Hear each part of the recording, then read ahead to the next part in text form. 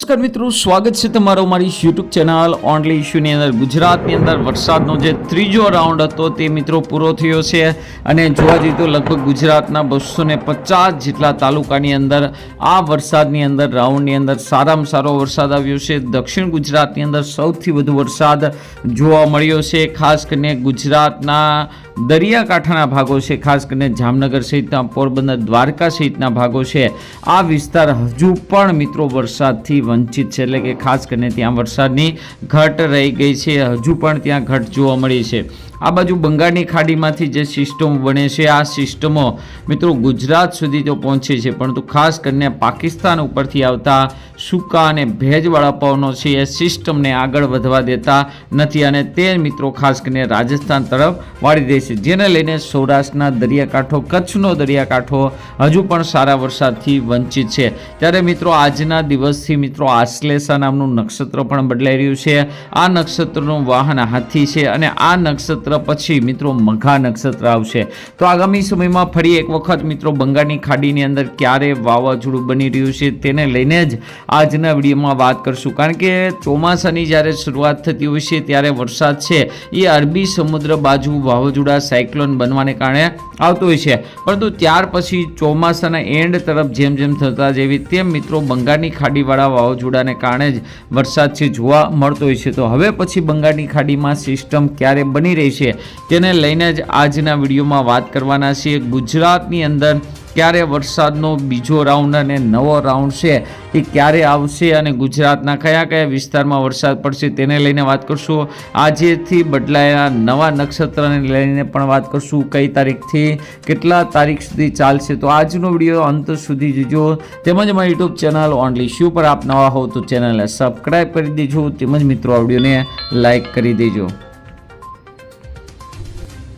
સૌથી પહેલાં આપણે વાત કરીએ કે ગઈકાલે જે સિસ્ટમ હતી તે મિત્રો રાજસ્થાન બાજુ ગઈ અને રાજસ્થાનની અંદર પણ મિત્રો આજે આ સિસ્ટમ વિખાઈ ગઈ છે, એટલે કે હવે જે સિસ્ટમ હતી તે કોઈ નામ નિશાન રહ્યું નથી, એટલે કે સિસ્ટમ પૂરેપૂરી વિખાઈ ગઈ છે. હવે મિત્રો ધીમે ધીમે વરસાદની જે ધરી છે, ચોમાસાની જે ધરી છે મિત્રો હિમાલય તરફ સરકી ગઈ છે. અહીં તમે જોઈ શકો છો વરસાદની ધરી છે હિમાલય તરફ સરકી ગઈ, એટલે બંગાળની ખાડીમાંથી હવે જે કાંઈ ભેજ આવશે તમામ ભેજ મિત્રો હિમાલય તરફ જતો રહેશે અને ફરીવાર મિત્રો બંગાળની ખાડીની અંદર જોરદાર વાવાઝોડું બનશે. ત્યારબાદ જ મિત્રો વરસાદની ધરી છે એ નીચલા લેવલે આવે. જો કે મિત્રો આ કન્ટિન્યુ ચાલતું હોય છે, ખાસ કરીને 15 દિવસ છે એ સિસ્ટમ છે આવી રીતે રહેતી હોય છે. 15 દિવસ સિસ્ટમ આવી રહેતી હોય છે. જે રીતની ગરમી, જે રીતે સૂકો વિસ્તાર હોય એ પ્રમાણે મિત્રો સિસ્ટમ જતી હોય છે. એ કુદરતી છે. આ થોડુંક કુદરતની અંદર મિત્રો ગ્લોબલ વોર્મિંગને કારણે થોડોક ફેરફાર થતો હોય છે, પણ તો અહીંયા તમે જોઈ શકો છો કે હવે પછીનો જે રાઉન્ડ છે, જે વરસાદ છે એ મિત્રો હિમાલય તરફ વધારે જોવા મળશે, જેને લઈને ગુજરાતની અંદર જોવા જઈએ તો સારામાં સારી વરાપ જોવા મળશે. આ બાજુ બંગાળની ખાડીની અંદર એક સિસ્ટમ હતી. આ સિસ્ટમને કારણે દિલ્હી ઉપર એક સાયક્લોન બનેલું હતું. તે મિત્રો વધારે દબાણને કારણે પાકિસ્તાન ઉપરથી આવતા વેસ્ટર્ન ડિસ્ટર્બન્સના પવનોને કારણે વધારે આગળ જઈ શકતું નથી. તેને લઈને તે નીચલા લેવલે આવે તો જેને લઈને કચ્છ છે, ઉત્તર ગુજરાત છે, મધ્ય ગુજરાત સુધીના ભાગો છે, આ ભાગોની અંદર મિત્રો લાભ મળી શકે છે. વરસાદનો એક રાઉન્ડ આવી શકે છે. 8 અને 9 તારીખની મિત્રો વાત છે. 8 અને 9 તારીખની અપડેટ પ્રમાણે આ મિત્રો સાયક્લોન છે એ ખાસ કરીને જોવા જઈએ તો મિની વાવાઝોડું છે. રાજસ્થાનમાં તો જોવા જઈએ તો હજુ પણ ઘણા વરસાદની ઘટ છે, તો ખાસ કરીને તે વિસ્તારની અંદર આ વાવાઝોડું, આ સિસ્ટમ ટકી જાય તેવી પૂરેપૂરી શક્યતા જોવા મળી રહી છે. પરંતુ તેને કારણે રાજસ્થાનની બોર્ડરને અડીને આવેલા જિલ્લાઓની અંદર ખૂબ જ સારો વરસાદ જોવા મળે. જે મિત્રો 8 તારીખે, 9 તારીખે અને 10 તારીખની અપડેટ છે.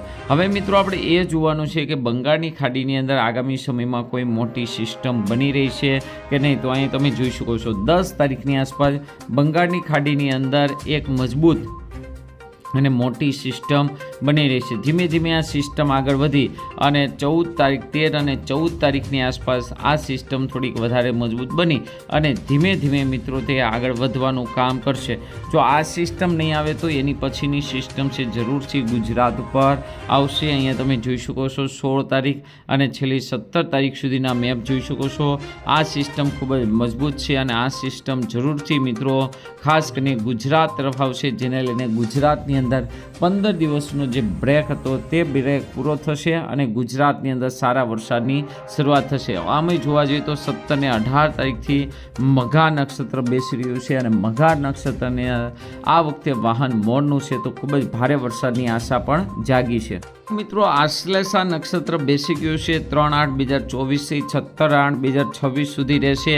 આ નક્ષત્રમાં કહેવાય છે કે આશ્લેષા ચગી તો ચગી, બાકી ફગી ફગી, એટલે કે વાહન હાથી છે તો સૂર્યનારાયણ આજે મિત્રો સવારે 10:23 આ નક્ષત્રમાં પ્રવેશ કરશે. જો કે આ નક્ષત્રની અંદર કોઈ વિસ્તારમાં સારા વરસાદના સંકેત દેખાતા નથી તો આ નક્ષત્ર ફગી જાય તેવું પણ માનવામાં આવી રહ્યું છે. ગઈકાલે જોવા જઈએ તો ક્યાંય મિત્રો સારો વરસાદ પડ્યો નથી. એક માત્ર રાજકોટની અંદર અને રાજકોટના પડધરીની અંદર જોવા મળ્યો. 10 એવા તાલુકા છે જેની અંદર 1 ઇંચ કરતાં વધુ વરસાદ પડ્યો. બાકી આમ તો જોવા જઈએ તો 218 તાલુકાની અંદર વરસાદ પડ્યો છે, પણ બાકી તમામ વિસ્તારમાં ઝરમર વરસાદ જોવા મળ્યો છે. આ બાજુ ભારતીય હવામાન વિભાગે પણ ગુજરાતને ગ્રીન એલર્ટ 4 તારીખે પણ ગ્રીન એલર્ટ, એટલે કે હાલ મિત્રો કોઈ મોટી સિસ્ટમ ન હોવાને કારણે ગ્રીન એલર્ટ આપી દીધું છે.